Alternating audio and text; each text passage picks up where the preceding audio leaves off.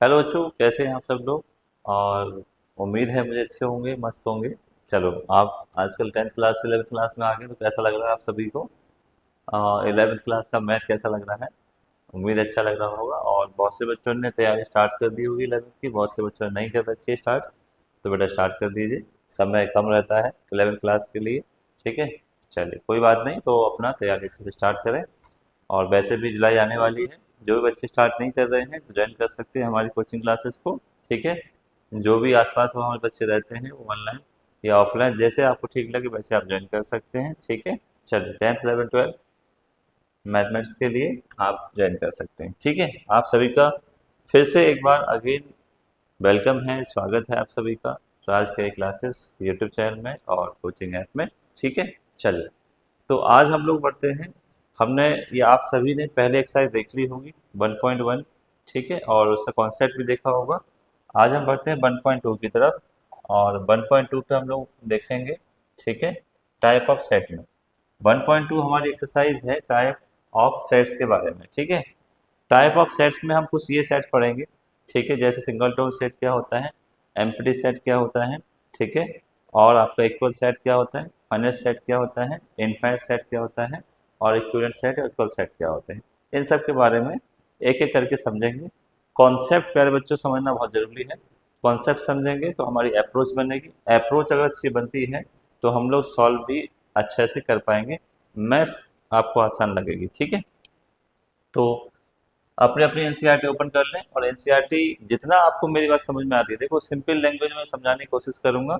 आपको समझना है सिंपल लैंग्वेज में और फिर इसको आगे सॉल्व करना है और बताना है। ठीक है, तो टाइप ऑफ सेट आप लिख लेंगे सभी को। तो जो जो अभी हम एनसीईआरटी के लेवल के अकॉर्डिंग पढ़ रहे हैं वो सिंगल टोन सेट पढ़ेंगे, एम्प्टी सेट पढ़ेंगे, फाइनाइट, इनफाइनाइट, इक्वल और इक्विवेलेंट, यानी 6 टाइप के हम लोग जो हमें एनसीईआरटी में नीड है वो हम पढ़ रहे हैं। चलिए आइए बात करते हैं। पहला जो हमने बात की सिंगल टोन सेट। अच्छा, इसमें हमें क्या समझ में आता है, नाम समझ में आता है। सिंगल का मतलब सिंगल ही होना चाहिए, यानी ऐसा set it has only one element. ठीक है, ऐसा कोई सेट जिसके पास क्या होगा, ओनली एक ही क्या हो, एलिमेंट हो, एक ही मेंबर हो, कोई भी ऐसे सेट का। ठीक है, तो उसको हम क्या कहेंगे, सिंगल टोन सेट कहेंगे। सिंगल है भाई, अकेला है, एक ही है, दूसरा नहीं है, तो इसका मतलब क्या होगा, वो सिंगल टोन सेट ही रहेगा पहले बच्चों। ठीक है, ओके। एनसीईआरटी आपको समझनी है, मैं बार बार कह रहा हूँ, एनसीईआरटी का अप्रोच बनाना है। सीबीएसई रिकमेंड करती है कि एनसीईआरटी कॉन्सेप्ट पढ़ें, एनसीईआरटी का सारा कॉन्सेप्ट बेस्ट है। और दूसरा ये है कि एनसीईआरटी एक्सरसाइज आपने कर ली तो आपको मैक्सिमम चीज़ें आ जाएंगी। तो अप्रोच आपको बनाना है एनसीईआरटी जैसा। देखो बहुत पतली सी बुक है, और आपने आर डी शर्मा भी देखी होगी, 10th की 11th की देखी होगी, काफ़ी मोटी हो जाती है। तो एनसीईआरटी के अप्रोच से हम R D Sharma, R S Agrawal, जितने भी डिफरेंट बुक्स या क्वेश्चंस हम देखते हैं अलग अलग डिफरेंट बुक में, सारे सॉल्व कर पाते हैं। तो कमाल की बात है। सोचिए मेरी बात को कि एनसीईआरटी का अप्रोच अगर अच्छा हो गया तो हम लोग सारा कर पाएंगे। तो हमें एनसीईआरटी का अप्रोच अच्छा लगाना है, समझना है, कॉन्सेप्ट को सेट करना है अच्छे से, ताकि आपको ठीक है मैथ में समस्या ना हो। ठीक है, तो चलिए पेन कॉपी उठा लीजिए, एनसीईआरटी बुक साइड में रखिए, नोट्स कॉपी रखिए। तो सिंगल टोन सेट ऐसा सेट होता है जिसके पास ओनली वन एलिमेंट होता है या उसके पास एक ही मेंबर होता है, उसको हम कहते हैं सिंगल टोन सेट। जैसे एग्जाम्पल बेटा ले सकते हैं, एग्जाम्पल क्या ले सकते हैं, ठीक है, a set of a set of even prime number, even prime number. आप मुझे बताओ कि अगर मैं एक प्राइम नंबर का सेट लेता हूँ, वो भी इवन प्राइम नंबर का लेता हूँ, तो क्या ये सिंगल टोन सेट है। चलिए हम जानते हैं इसका आंसर कि even prime number only two होता है। क्या होता है, ओनली टू होता है। तो इसमें तो एक ही एलिमेंट आ रहा है, और जब एक एलिमेंट आ रहा है तो क्या हो गया, ये सिंगल टोन सेट ही हो गया। जैसे हम बात करें कि पूरे ईयर में कोई ऐसा मंथ है जिसमें 28 या 29 डेज होते हैं, तो एक ही मंथ है जो है फरवरी। तो फरवरी अपने आप में सिंगल टोन सेट है। लेस देन अगर 30 डेज आ रहा है, ऐसा कौन सा मंथ है, तो फरवरी एक ही है, इसका मतलब सिंगल टोन सेट है। ठीक है, आप अगर अकेले भाई अकेले बहन होते, इसका मतलब क्या है, आप सिंगल टोन में आ जाते हैं। ठीक है, तो बड़ी सिंपल सी बात है, कायदे की बात है, आप आराम से इसको सॉल्व कर सकते हैं, समझ सकते हैं। ठीक है बेटा, चलिए आगे बढ़ते हैं। आगे क्या है, आगे है आपका एम्प्टी सेट, आगे क्या है आपका एम्प्टी सेट। एम्प्टी का मतलब ही है खाली होना। क्या है एम्प्टी का मतलब? एकदम निल, खाली होना। इट हैज, खाली का मतलब कोई भी एलिमेंट नहीं। It has no element, it has no element, यानी नो एलिमेंट या नो मेंबर, कोई भी एलिमेंट नहीं, कोई भी मेंबर नहीं, आपको याद रखना है। तो इसको हम क्या कहेंगे? एम्प्टी सेट कहेंगे। जैसे हम मान लेते हैं एक example, x such that x, x belong कर रहा है नेचुरल नंबर को। ऐसा कोई नेचुरल नंबर जो टू से बड़ा हो, टू से बड़ा हो, ठीक है, या फिर ठीक है टू से क्या हो, बड़ा होना चाहिए नेचुरल नंबर, ठीक है, टू से क्या होना चाहिए, बड़ा होना चाहिए, और थ्री से छोटा होना चाहिए। टू से कोई बड़ा और थ्री से छोटा कैसे हो जाएगा? इसका मतलब क्या है? ये एम्प्टी सेट है। ये क्या है आपके पास? एम्प्टी सेट है। अच्छा, ऐसा कोई नंबर है जो, ऐसा कोई ऑड नंबर है, any odd number, any odd number, ठीक है, any odd number which is divide by completely two, तो ऐसा कोई होता ही नहीं है। इसका मतलब क्या है? ये भी एम्प्टी सेट है। ऐसे कुछ क्वेश्चन पूछे जाएंगे, ठीक है, यानी क्वेश्चन करेगा, पर आपको ये ध्यान रखना है, आपको ये ध्यान रखना है, ठीक है, ये सिंबल थोड़ा चेंज कर दो, ठीक। तो ऐसा में ध्यान रखना है कि एम्प्टी सेट का मतलब क्या होता है? एम्प्टी सेट का मतलब ये होता है कि कोई भी एलिमेंट ना हो, कोई भी मेंबर नहीं हो, खाली हो एकदम, उसको हम बोलते हैं एम्प्टी सेट। एम्प्टी सेट का एक और नाम है जिसको हम बोलते हैं नल सेट। क्या नाम है बेटा? नल सेट, या फिर वॉइड सेट के नाम से इसको जानते हैं। तो तीन नाम आप अच्छे से नोट कर लेंगे, ठीक है।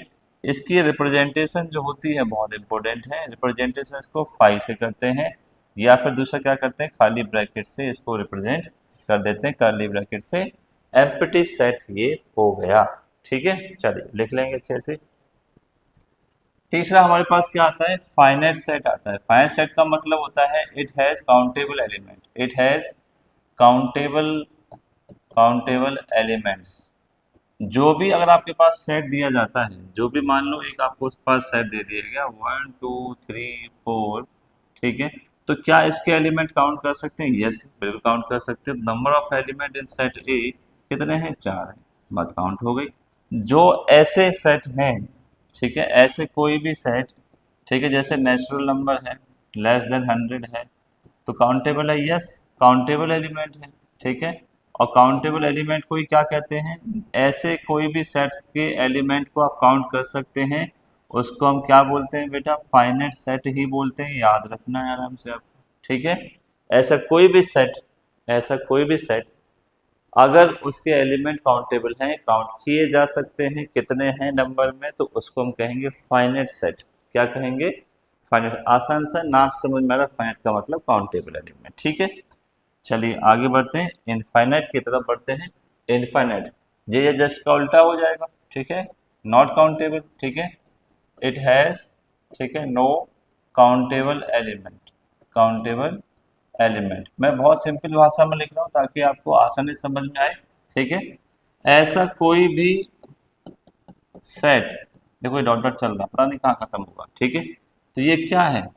ये आपके पास इनफाइनाइट है, हम काउंट नहीं कर सकते हैं। नेचुरल नंबर, ठीक है, a set of natural number. अब कहाँ तक नेचुरल नंबर जा रहा है? 1 तक, 2 तक, 3 तक, 100 तक, 200 तक, 100 तक, 2000 तक, 4000, ठीक है, लेख, 10 लाख, करोड़, कितना जा रहा है कोई पता नहीं, ठीक है। तो जब हमें ऐसा कोई क्वेश्चन दिया गया हो, उसके एलिमेंटों को हम काउंट नहीं कर पा रहे हों, तो उसको हम क्या बोलेंगे? इन्फिनिट सेट की कैटेगरी में रखेंगे। अच्छे से लिख लीजिए, कोई ऐसा इशू नहीं है। बहुत, मैथ में कहता हूँ सबसे आसान चैप्टर मैथ में यही है, ठीक है।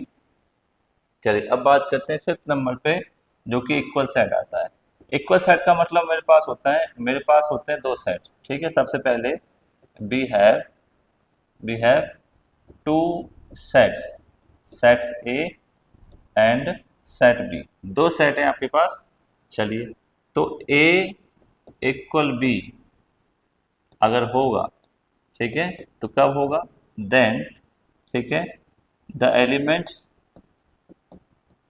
The element of set A, ठीक है, is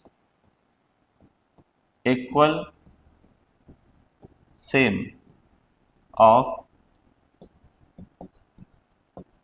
element of set B, ठीक है। ये तो लैंग्वेज हो गई, तो लैंग्वेज से कुछ खास समझ नहीं आती। कह रहा है कि सेट ए का एलिमेंट इक्वल होने चाहिए सेट बी के और सेम भी होने चाहिए। तो कैसे, देखो एग्जाम्पल से आपको समझ आएगा। मेरे पास दो सेट लिए हमने, एक सेट ले लिया बेटा 1 2 3, एक और सेट ले लिया। थोड़ा मैं आगे पीछे कर देता हूँ उनके एलिमेंटों को। अब आप मुझे बताओ कि एक सेट लिया 1 2 3, ये भी लिया मैंने 1 2 3, तो क्या दोनों सेम सेम लग रहे हैं? बिल्कुल सर सेम सेम लग रहे हैं। इसमें 1 2 3, इसमें 1 2 3, आगे पीछे लिख सकते हैं, कोई दिक्कत नहीं। तो सेट ए और सेट बी क्या हो गए? बराबर हो गए। देखने में भी एक जैसे, काउंटिंग एलिमेंट भी एक जैसे, ठीक है। इक्वल सेट का मतलब ये होता है, ठीक है। दो सेट इक्वल हो सकते हैं, ठीक है। दो सेट इक्वल हो सकते हैं, तीन सेट इक्वल हो सकते हैं, आपस में चार हो सकते हैं, कितने भी हो सकते हैं, मैंने तो दो के ऊपर बात की है, ठीक है। तो इक्वल सेट ये होते हैं, ठीक है। चलिए अब बात करते हैं इक्विवेलेंट, ठीक है। इक्विवेलेंट, इक्विवेलेंट में क्या होता है कि आपके पास दो सेट होते हैं, ठीक है, set A and set B बेटा, ठीक है। तो सेट ए के जो कार्डियल नंबर होते हैं सेट बी के कार्डियल नंबर के बराबर होते हैं, उसको बोलते हैं equivalent. The cardinal number of set A is equal to the cardinal number of set B is called equivalent set, ठीक है। तो इसके अगर आपको डिफाइन लिखने के मन में है तो आप लिख सकते हो द कार्डिनल, ठीक है, number of set A is, ठीक है, equal to the cardinal number of set B, ठीक है जी। जैसे जैसे एग्जांपल समझें कि ए सेट इक्वल 1 2 3 ये दे रखा है, बी सेट मेरे को दे रखा है ए बी सी। तो आप बताओ कार्डिनल नंबर कितने हैं? नंबर ऑफ एलिमेंट इसमें तीन है, इसमें भी नंबर ऑफ एलिमेंट कितने हैं बेटा? तीन है। तो काउंटिंग में सेम है। जब कोई भी दो या दो से ज्यादा सेट काउंटिंग में सेम होते हैं, दिखने में सेम नहीं होने चाहिए, हो भी तो भी चलेगा, कोई दिक्कत नहीं, वो इक्विवेलेंट भी होता है। इक्वल सेट इक्विवेलेंट ही होते हैं, ठीक है। पर काउंटिंग में सेम चाहिए भाई, जितने एलिमेंट हैं वो सेम चाहिए, तो इसको हम इक्विवेलेंट बोल सकते हैं। तो ये हमने क्या पढ़ा, अच्छे से लिख लीजिए, ये हमने पढ़ा टाइप ऑफ सेट। आइए लगाते हैं एक्सरसाइज, ठीक है। चलिए एक्सरसाइज को अच्छे से लगाएंगे, पढ़ लें पहला क्वेश्चन अच्छे से, एनसीईआर निकाल लें, ठीक है। एनसीईआर निकाल के रखें अच्छे से। पहला क्वेश्चन एक्सरसाइज का आता है प्यारे बच्चों 1.2। चलिए शुरू हो जाइए, एक्टिव हो जाइए थोड़ा सा, ठीक है। एक्टिव होकर के अच्छे से लिखिए एक्सरसाइज 1.2, ठीक है। State which of the following set are finite और इनफाइनाइट। पहले क्वेश्चन में आपको क्या बताना है? फाइनाइट और इनफाइनाइट के बारे में बताना है। दिमाग थोड़ा ओपन रखिएगा अच्छे से। फाइनाइट के बारे में बेटा मैंने क्या बताया? Countable element. इनफाइनाइट का मतलब अनकाउंटेबल। अब पहला क्वेश्चन हम पढ़ते हैं कि x बिलोंग कर रहा है नेचुरल नंबर को, ये मेरे पास डाटा है, तो इसको थोड़ा सॉल्व कर लेते हैं। फर्स्ट क्वेश्चन को x माइनस वन और x minus two equal zero, part equation का सॉल्यूशन है। तो x minus one equal zero, तो x की वैल्यू आ गई वन, और यहाँ से x minus two equal zero, x की वैल्यू आ गई टू, ठीक है जी। तो x की दो वैल्यू आई 1 और 2, क्या ये काउंट कर सकते हैं? बिल्कुल यस, तो काउंट कर सकते हैं। तो पहले का आंसर आप मुझे बताओ, इसके एलिमेंट काउंट हो सकते हैं, इसका मतलब ये फाइनाइट सेट की कैटेगरी में आ गया है। तो पहले पे आप लिख देंगे f मतलब फाइनाइट, ठीक है जी। चलो पहला हो गया। सेकेंड क्वेश्चन का जवाब देखें जरा, ठीक है। सेकेंड क्वेश्चन क्या कर रहा है? x बिलोंग कर रहा है नेचुरल नंबर को, एक्स स्क्वायर इक्वल 4 है, सॉल्व कर लीजिए। एक्स स्क्वायर इक्वल 4 है बेटा, एक्स स्क्वायर इक्वल 2 का स्क्वायर लिख रखते हैं। एक्स की वैल्यू क्या आ गई? प्लस माइनस टू आ गई, ये भी काउंटेबल है। माइनस का टू और प्लस का टू दो ही है, ये काउंटेबल है। तो इसका मतलब ये भी आपके पास फाइनाइट सेट आपके पास हो गया। सेकंड पे भी आप लिख लेंगे फाइनाइट सेट, ठीक है। चलिए थर्ड की बात कर लेते हैं। थर्ड अगर हम सॉल्व करते हैं, question number third, question third है 2x माइनस वन, इक्वेशन है, सॉल्व कर लेंगे, दैट इज लीनियर इक्वेशन, ठीक है। तो 2x इक्वल वन, ठीक है। देखो यहाँ पे नेचुरल नंबर था, तो नेचुरल नंबर का मतलब है आप प्लस कर लेंगे, माइनस कर नहीं लेंगे, ठीक है। थोड़ा सा ध्यान रखेंगे, प्लस कर लेंगे बस, क्योंकि नेगेटिव बात इंटीरियर हो जाता है, तो आप ध्यान रखेंगे, ठीक है। तो x इक्वल क्या हुआ यहाँ पे? 1/2 हुआ। क्या 1/2 नेचुरल नंबर है? बता दीजिए, नेचुरल नंबर है क्या जी? 2x minus one equal zero है, और ये 1/2 को हम क्या लिख सकते हैं? रेशनल नंबर लिख सकते हैं, तो ये 0.5 हो सकता है, ठीक है। तो ये चीज़ आपको ध्यान रखनी है, आपको बताना है कमेंट करके कि ये सर जो 1/2 है फाइनाइट में रखेंगे इनफाइनाइट में रखेंगे। फाइनाइट का मतलब है एलिमेंट हमें देखना है काउंटेबल है, एलिमेंट तो 1/2 है, एक ही है, तो आप बता दीजिए है या नहीं। ठीक है, चलिए। तो अब बढ़ते हैं फोर्थ की तरफ। X is a prime number. Prime number का मतलब होता है 2 है, 3 है, 5 है, 7 है, 11 है, 13 है। अब कहाँ तक ले जाएं प्राइम नंबर को, इसने कुछ आइडिया नहीं दिया कि लेस देन 100, लेस देन 200, इसने कोई आइडिया नहीं दिया। इसका मतलब ये जो है इनफाइनाइट कैटेगरी में आ जाता है। किस में आ जाता है? इनफाइनाइट कैटेगरी में। ठीक है जी। अच्छा, फिफ्थ वाला मुझे बताएं। यहाँ पर एक्स इज ऑड नंबर। अच्छा, ऑड नंबर 1 है, 3 है, 5 है, 7 है, 9 है। अब कहाँ तक ले जाएं? कोई बाउंडेशन रखी नहीं, तो इसका मतलब ये अनलिमिटेड जाएगा, इनफाइनाइट तक ही जाएगा। इनफाइनाइट तक जाएगा, इसका मतलब क्या है? ये इनफाइनाइट सेट हो गया। ठीक है, आसान से है। चलिए, अच्छी बात है। समझ में आ रहा है? यस या नो डाल दीजिए। यस सर समझ में आ रहा है, नो डाल दिए। नहीं आ रहा तो कोई क्वेश्चन आ रहा है तो क्वेश्चन पूछ लीजिए। ठीक है भाई, क्वेश्चन पूछेंगे तो समझ में आएगा। ठीक है, चलिए, हंसते मुस्कुराते रहिए, पढ़ते रहिए। चलो आगे बढ़ते हैं। Find the pair of equal sets. ठीक है, तो हमें इस सेकंड क्वेश्चन में, अच्छा एग्जाम्पल है भाई, अभी तो हम एग्जाम्पल सॉल्व कर रहे हैं।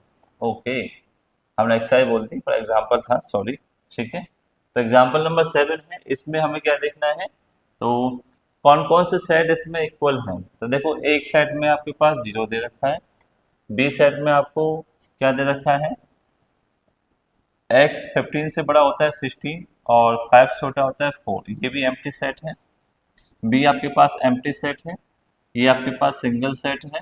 ठीक है, इक्वल सेट्स बताने हैं आपको। और इसको हम सॉल्व करें, x माइनस 5 इक्वल 0, तो x की वैल्यू इसमें 5 आ रही है, तो ये सिंगल सेट बोल सकते हैं इसको आप। ठीक है, एक ही एलिमेंट है। अच्छा, इसको अगर सॉल्व करते हैं बेटा, एक्स स्क्वायर इक्वल 25, एस की वैल्यू हटाएंगे तो रूट लगेगा प्लस माइनस के साथ, तो इसकी वैल्यू आई +-5। इसमें दो वैल्यू आ रही है। ठीक है। अच्छा, ई वाले में क्या आ रहा है? ई वाले में इस इक्वेशन को सॉल्व करना पड़ेगा। ठीक है, एक्स स्क्वायर 2x माइनस के 15। ठीक है, 5 3 जा 15 होता है, तो 5x प्लस के 3x माइनस का 15 इक्वल 0। तो हमने इसको सॉल्व किया, x minus 5 plus 3 x minus 5 equal 0।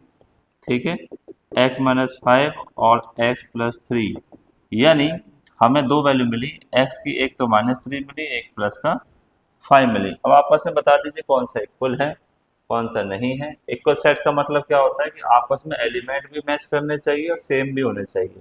तो इक्वल तो मुझे इसमें कोई दिख नहीं रहा है। अगर हम अंदाजा लगाएं तो यहाँ पे सी और डी देखने को मिलेगा, यहाँ पे 5 है, यहाँ पे +5 और -2 है। ठीक है, तो इसलिए इसमें इक्वल सेट हम देख रहे हैं, तो इक्वल सेट तो नहीं है भाई। ठीक है, तो ये आपको ध्यान रखना है।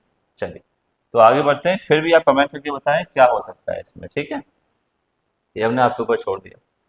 अब एग्जाम्पल नंबर 8 में बढ़ते हैं। एग्जाम्पल नंबर 8 में आपको दो सेट रखे, बताना है कि ये इक्वल है कि ये इक्वल है कि नहीं है, क्या है। ठीक है, चलिए पहला सॉल्व करते हैं। फर्स्ट, एक्स में क्या दे रखा है? The set of letters alloy. Alloy को बेटे रोस्टर फॉर्म लिख लो, ALOY। कोई भी दो लेटर को एक बार ही लिखते हैं। ठीक है। अच्छा, एक और है हमारे पास बी, जो कि है लॉयल का, LOY और A। ठीक है, एल दोनों लिखेंगे। तो आप बताओ, ALOY ये दो सही बात है, तो ये तो भाई इक्वल सेट हो गया, दो सेम सेम है, तो पहला हो गया इक्वल सेट। चलिए, पहले का जवाब हमें मिला। सेकेंड का एन स्क्वायर लेस देन इतना है, एन जेड, जेड का मतलब क्या होता है बेटा? इंटीजर। चलिए, तो एन स्क्वायर, एन की जगह ऐसी वैल्यू हो सकती हैं जो, ठीक है, क्या हो? N square less than equal 4, तो रख लीजिए आप। ठीक है, -2 रखिए, -2 का स्क्वायर 4 बराबर हो सकता है। माइनस में रखिए तो कम होगा, 0 रखें तो भी कम होगा, 1 रखें तो भी। तो ये आपके पेयर बने। अब इसको सॉल्व करें। ठीक है, ये तो हमने क्या कर लिया? ये तो हमने कर लिया ए वाला सॉल्व। ठीक है, ए वाले में इतने इंटीजर पुट किए जा सकते हैं। और बी को देखें, बी को सॉल्व करना पड़ेगा। बी वाले में क्या लग रहा है? हमारे पास इक्वेशन। ठीक है, सॉल्व करते हैं। 2 1 जा 2। ठीक है जी, सॉल्व किया, x -2 आ रहा है और x -1 आ रहा है बेटा। तो x की वैल्यू 1 आ रही है और 2 आ रही है। यहाँ पे एलिमेंट है 1 और 2, यहाँ पे एलिमेंट 1 2 के अलावा -1 -2 और 0 भी है, तो ये तो इक्वल नहीं है। ठीक है, तो a नॉट इक्वल b, तो ये वाला इक्वल सेट नहीं है, बस एक ही है। अच्छे से आपको देखना है कि कैसे हमने ये किया है।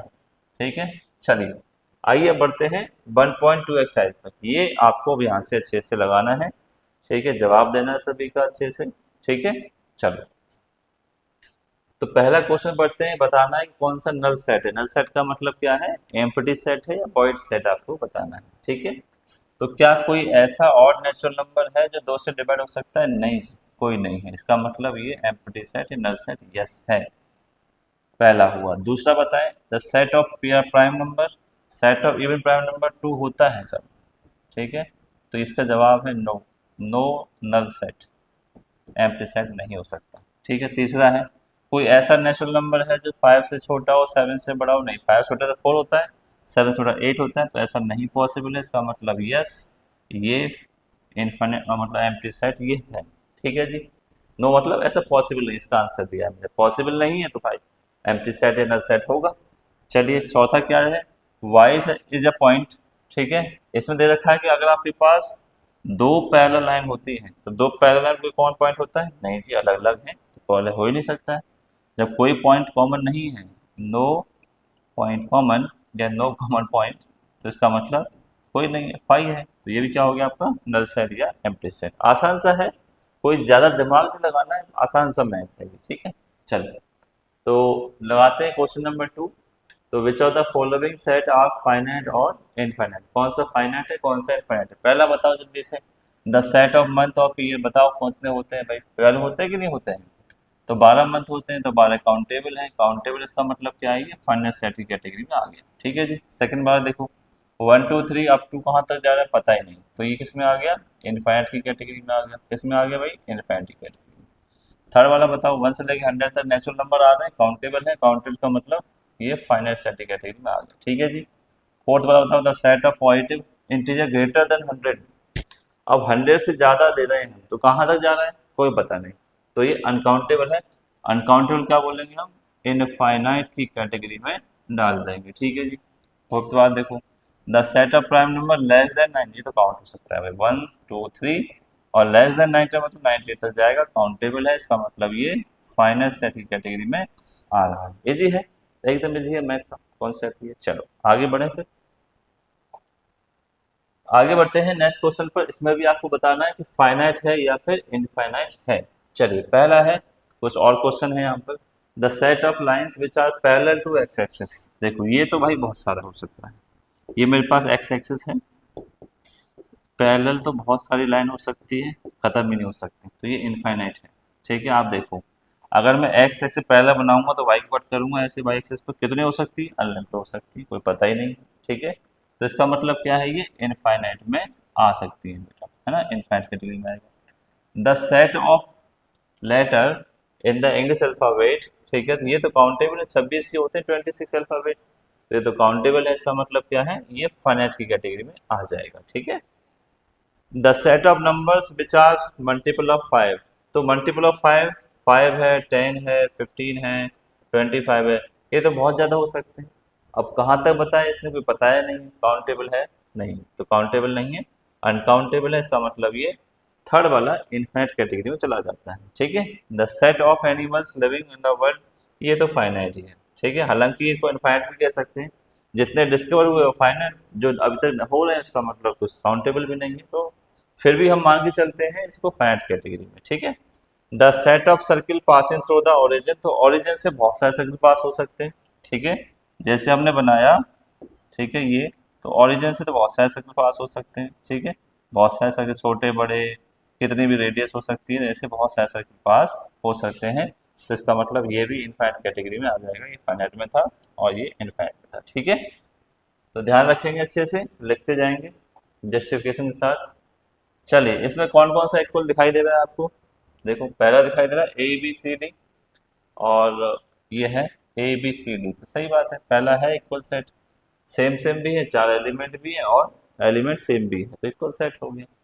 दूसरा 4 8 12 16, 4 8 12, 12 नहीं है भाई साहब, ठीक है, 18 इसमें नहीं है, तो इसका मतलब ये इक्वल सेट सेकंड वाला तो नहीं है, ठीक है। थर्ड वाला देख लेते हैं, 2 4 6 8 10, ये क्या कह रहा है, पॉजिटिव इवन इंटीजर जो कि 10 मिलाकर है, ये बनेगा 2 4 6 8 और 10, ये इसका फर्स्ट फॉर्म ये हो गया, देखो सेम मैच कर रहे हैं, यस, तो सेम मैच कर रहा है तो ये भी क्या होगा, यस इक्वल सेट ही होगा। ठीक है, अब देख लेते हैं कि मल्टीपल ऑफ 10, इसको अगर मैं रोस्टर फॉर्म में लिखूं, मल्टीपल ऑफ 10, 10 है, 20 है, 30 है, 40 है, ऐसे चल रहा है बेटा। ठीक है, और कहाँ से चल रहा है कोई पता नहीं। ये क्या है, मल्टीपल ऑफ 5 है। देखो इसमें 15 और 25 भी आ रहा है, तो यहाँ पर तो है ही नहीं, तो यहाँ पर इसको हम नहीं बोल सकते ए नॉट इक्वल बी, इक्वल तो नहीं है भाई इसमें। ठीक है जी, चलिए एक इक्वल मिला है हमें इसमें। आगे बढ़ते हैं, क्वेश्चन नंबर 5 को लेते हैं। ठीक है, चलिए यहाँ भी देखते हैं इक्वल सेट्स कौन कौन से हो सकते हैं। तो ए मेरे पास कितना है, 2 और 3, पहला आपके पास ये होगा ए। बी मेरे पास कितना है, फैक्टराइज कर लीजिए, x² प्लस के 5x+6, तो क्या हो सकता है, 3 2 जा 5, 3x प्लस के 2x+6, तो x+3 हो सकता है, और x+2 इसके फैक्टर हो सकते हैं बेटा।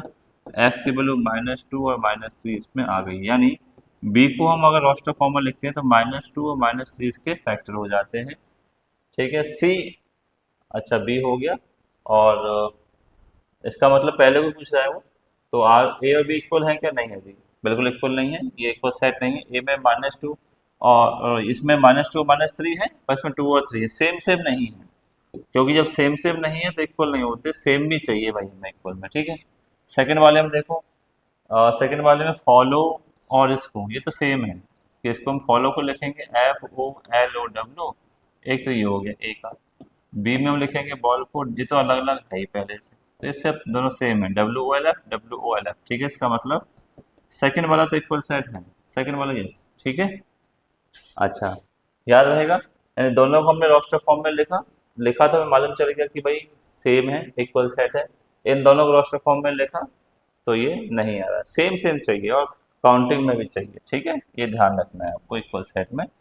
चलो शायद लास्ट क्वेश्चन है ये, तो हाँ इन सब में बताना है कौन कौन सा इक्वल है। ठीक है, तो एक तो हमें दिखाई दे रहा है, देखो ई और जी, ई सेट और जी आपस में इक्वल है, ये ध्यान रखना है आपको। ठीक है जी, एक आपको दिखाई दे रहा है बी और डी, एक दिखाई दे रहा है बी और डी, 1 2 3 4, 1 2 3 4, और इसके अलावा कोई भी इक्वल नहीं है, और कोई भी इक्वल नहीं है, 0 1 है, 0 A नहीं है।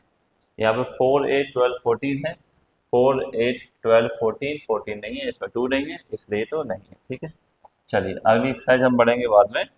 तो हमने देखा एक्सरसाइज 1.2, कॉन्सेप्ट देखा, एग्जाम्पल देखे और एक्सरसाइज देखी बेटा, तो अच्छे सॉल्व करेंगे, फिर मिलेंगे। ठीक है, आज की क्लास यही ख़त्म करते हैं, अच्छे से पढ़िए, एनसीईआरटी के अप्रोच पे ध्यान दीजिए, मैथमेटिक्स के अप्रोच पे ध्यान दीजिए, ये समझिए कि सीबीएसई ने एनसीईआरटी बुक को रिकमेंड किया है, तो क्यों किया होगा।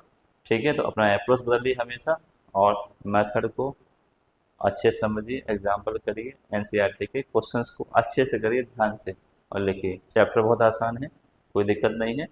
चलिए थैंक यू सो मच प्यारे बच्चों, और इसको अपने वीडियो को लाइक से सब्सक्राइब कर दीजिएगा यूट्यूब वाले बच्चे, और ऐप वाले बच्चे जो देख रहे हैं उसको कमेंट करके जाइए कैसा लगा आपको। ठीक है, चलिए फिर मिलते हैं नेक्स्ट वीडियो में। ठीक है, तब तक ध्यान रखें अपना, मस्त पढ़ें, हंस से मुस्कुराते रहें।